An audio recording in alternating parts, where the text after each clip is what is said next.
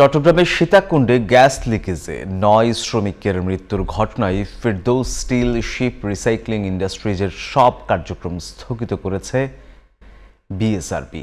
বিএসআরবির মহাপরিচালক এএসএম শফিউল আলম তালুকদার এই তথ্য নিশ্চিত করেন। তিনি জানান, পরবর্তী নির্দেশ না দেওয়া পর্যন্ত শিপইয়ার্ডটির কার্যক্রম পুরোপুরি বন্ধ থাকবে। শুক্রবার এমটি রাসি জাহাজের ভেতরে বিষাক্ত গ্যাসে অসুস্থ হয়ে ৯ শ্রমিকের মৃত্যু হয়।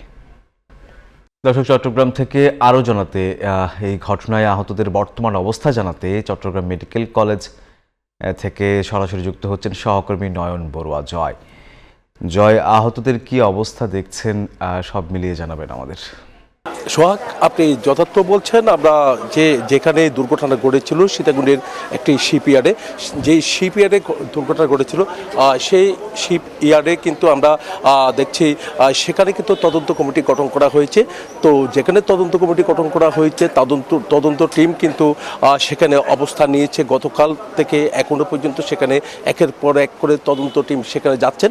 একই সাথে এখানে যারা অসুস্থ অবস্থায় চট্টগ্রাম মেডিকেল সহ বেসরকারি মেডিকেলে ভর্তি রয়েছে, এর মধ্যে 2 জন সুস্থ হয়ে কিন্তু তারা বাড়ি ফিরেছেন আমরা দেখতে পাচ্ছি। আবার বেসরকারি মেডিকেলে আরও কয়েকজন আছেন, এর মধ্যে আমরা দেখতে পাচ্ছি 2 জনের অবস্থা আশঙ্কাজনক আমাদেরকে জানিয়েছেন চিকিৎসক। তাদেরকে সুস্থ করে তোলার জন্য, এমনকি যারা অসুস্থ হয়ে চিকিৎসা নিচ্ছেন তাদেরকে সহায়তা দেওয়ার জন্য তাদের চেষ্টা করছেন মালিক পক্ষ। এমনকি সবচেয়ে বেশি তৎপরতা আমরা দেখতে পাচ্ছি যে শিপ ব্রেকিং ইয়ার্ডের অ্যাসোসিয়েশনে যারা দায়িত্বরত আছেন তারা কিন্তু বিভিন্ন জায়গায় ছুটোছুটি করছেন। এমনকি নিহতের পরিবারকে সহায়তা দেওয়ার কথা থাকলেও যেভাবে দেওয়ার কথা রয়েছে এখনও পর্যন্ত সেভাবে কিন্তু সহায়তা তারা পায়নি বলে আমাদেরকে জানিয়েছেন। তবে অ্যাসোসিয়েশন কর্তৃপক্ষ আমাদেরকে জানিয়েছেন যে দ্রুত সময়ের মধ্যে তাদের পরিবারের কাছে তারা কিন্তু চেক হস্তান্তর করবে, সহায়তার চেক।